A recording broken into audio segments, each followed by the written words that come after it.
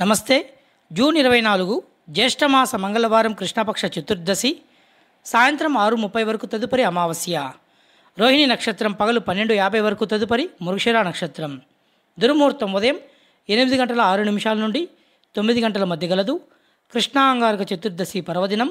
మంగళవారం రోహిణి మాతంగ యోగం స్వర్ణలాభం, మృగశిర రాక్షస యోగం క్లేశం కనుక పగలు 12:50లో ప్రయాణాలు అనుకూలం. చతుర్దశి మంగళవారం రోజు వస్తే అంగారక చతుర్దశి అంటాము.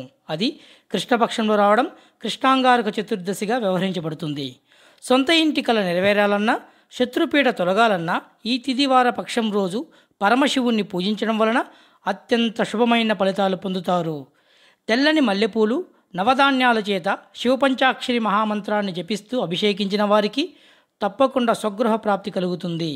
నల్లని ఆవాల చేత అభిషేకించిన ఎటువంటి శత్రువైన మిత్రులుగా మారుతారు. ఉలవలతో అభిషేకించడం వలన ప్రజాబలం, ప్రజాకర్షణ కలుగుతుంది.